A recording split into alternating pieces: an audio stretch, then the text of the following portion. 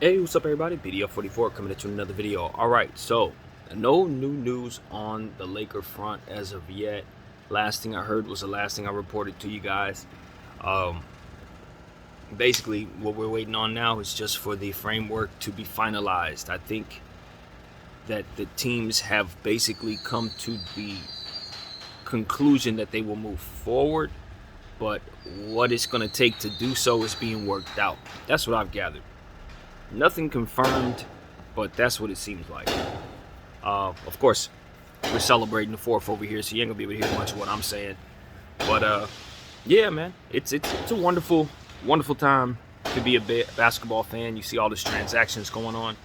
I think the one thing that's really standing out for me is just learning about the players that we just picked up, particularly Troy Brown. I've been trying to figure out a little bit about him because I don't remember the homework that I did on him last year when I was studying about the Wizards. And the one thing that I can say I learned about him today that I didn't remember was that he's a really good passer. And I think that's what's going to be evident about him as soon as we get a chance to play him some minutes.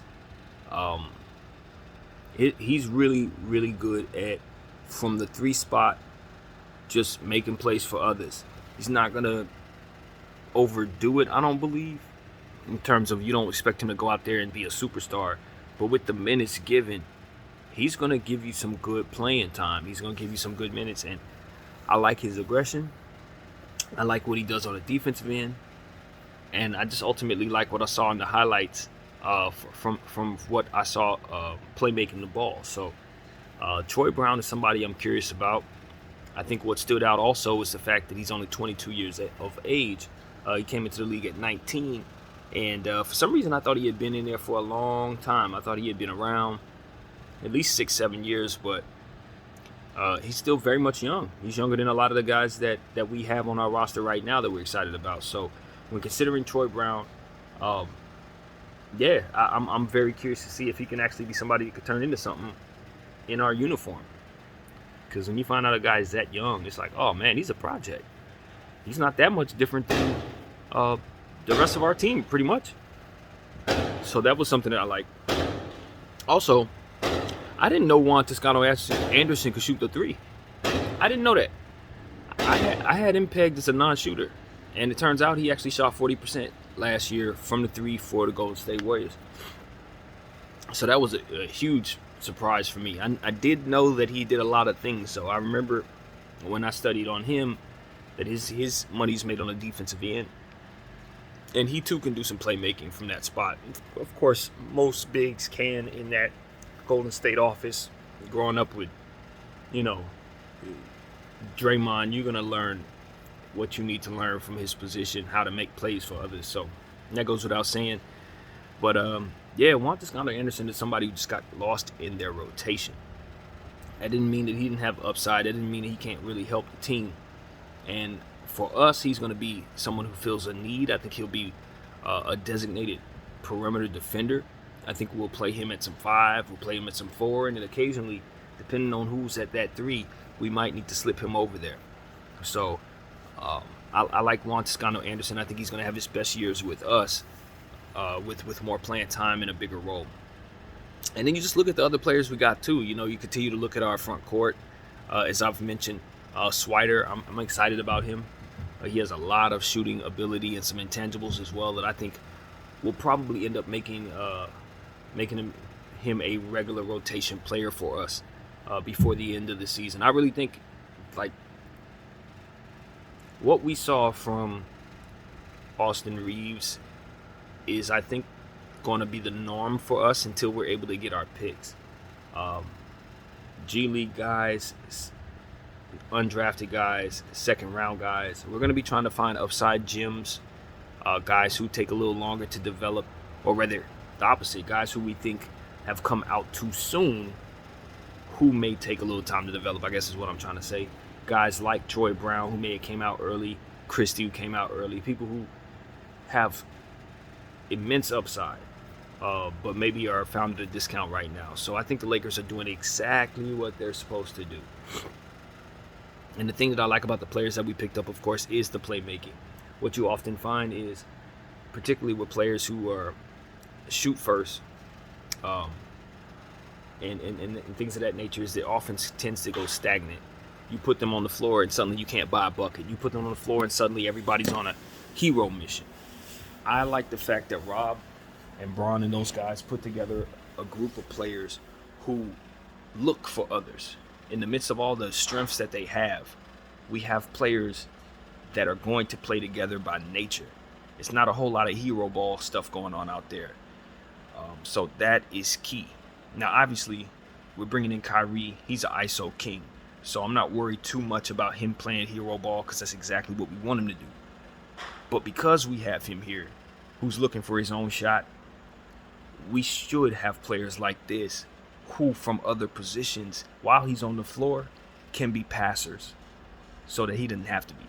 So I love that dynamic, given the fact that we have a shoot-first point guard coming in. Because I'm almost writing that in as imminent, to be honest with you guys. I think that's pretty much a done deal.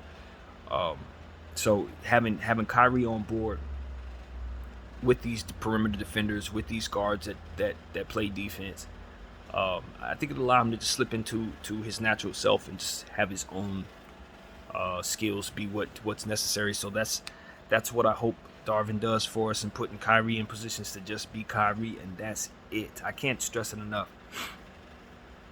I think it's more than important that each and every player on our team know what their role is and have that role be very consistent for them throughout the season. Now, things can change if it falls up outside of Darvin Ham's control. There's nothing wrong with that. Players obviously can go down with injury. Our roster is limited to begin with, so hey, your role may change. We may need you to play a little more center. We may need you to do a little more playmaking, etc. But I think the way the team is constructed, one thing we're not relying upon, it seems, is a pass-first point guard and AD to be the only line of defense in the interior. And that is something I really, really appreciate as a basketball fan. You know, there's a lot of times we put an emphasis, like last year, for example. Initially, when we put the team together, the emphasis was high-efficiency shooting. Everybody on our team shot over 40%. The problem was that's literally all they did. Like, that was the only intangible we considered. It was almost like because we didn't have any shooting the previous year, or rather was deficient in that area the previous year, it was like that was the only thing we were looking for. And it's like, no, that's not how you want to build. So hopefully we found ourselves without rim protection in the last season, right? Last season it was, small ball. So this year we seem to have loaded up on length and size, but have yet to address enough shooting. So it's like, one of these days we're going to find a balance with this roster. One of these days we're not going to overcompensate for what we didn't have the previous year by overloading on it the next year. I think that's a bad habit the Lakers have fallen into since Braun has been here, and I think we've fallen back into it again. Balance is key. So hopefully we can find that shooting, because right now I think it's something that we won't be able to get far if we don't add to our team. So, that's key. But ultimately, everything else is fine, man. I think we're going to have a lot of cohesive basketball play. I think guys are going to be active defensively and on the glass. And that is ultimately a winning style of basketball. We have tough, young players that should be able to keep up with any pace. Length, of course, to assist with AD in the defensive end. We should get a lot of stops. And, as far as the turnovers are concerned, I really don't know. If we're moving Westbrook out, we think is reason to believe that your turnovers will go down. But I don't know Kyrie's game in that way. I don't know if he turns the ball over, and I have no idea. So I will be looking to learn in that regard. Just don't have a clue, to be honest with you. But I know he's an amazing ball handler, but I'm not sure that necessarily translates into not turning the ball over. I just have more to learn. So yeah, that's there for me personally. Also, more things that I'm looking at in regards to our roster. I think looking at the roster right now, we could use one more. Let's see if I'm looking at this correctly. Did we get that guy? Maybe not. I guess for myself, I'm saying maybe we could use one more point guard, but not necessarily. You figure Kyrie can play the position, Bron can play the position, Austin Reeves can play the position, and I'm 100% positive I'm missing somebody on this roster who can likely handle that. But I would say the Lakers should be still looking for one more one. I would have liked to seen us bring back DJ Augustine. I didn't have a problem with him being on the back of the bench. Reliable scorer. You're not asking him to do too much. You're not asking him to do too little. But somebody like that I think would be a decent add to the end of the bench after we finish shaking everything out with this roster. Obviously, if we move in THT, there will be other roster spots that may get filled. Maybe that position will be a point guard. So just kind of running my mind through this roster, and I say we got a lot of size, we got a lot of length. We don't have shooting. We definitely like our playmaking from other positions. We like our rebounding situation. Guys should be able to catch lobs. Guys should be able to have solid hands. I like the reacquisition of Damian Jones. I thought that was an excellent acquisition. I think it's a good time to pick him up too. And also, Thomas Bryant is still out there. I know we're linked to him as well. Carmelo Anthony's still out there. I don't think we're going to pick him up, but I know he's still out there. And there was another player, too, that the Lakers may be looking at that's trying to see what's going to happen here. I don't remember who that other name was, but it was a role player of some sort who may be waiting on the wing trying to figure out if we have a spot for them. So we will wait and see. Obviously, there's still other trades that could be taking place if for some reason this doesn't happen with Kyrie. We understand that Eric Gordon is somebody the Lakers have a plan for it. If not Eric Gordon, Buddy Yield in Indiana, there's a plan there. So, and also, just for what it's worth, Dame is pretty much sending signals that he's done with Portland. So if for some reason Kyrie doesn't go through there, we'll start ramping up those conversations about Dame to LA. Because I think that something like that could very much happen if Brooklyn doesn't get it right with this trade. So, yeah, we're going to keep our eyes open for Dame.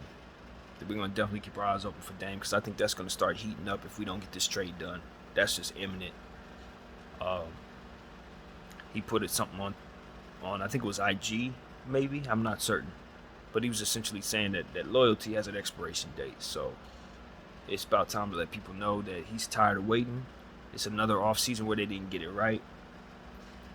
And so on and so forth. So I do want to talk about that, but I don't want to add that to this video. So I think I'll conclude this video and just continue this thought. That's how I think I'll do it. So yeah, man, that's pretty much it. I'll leave this as a Laker video and get right back to you guys immediately. Video 44. Thank you all for watching. I'm out.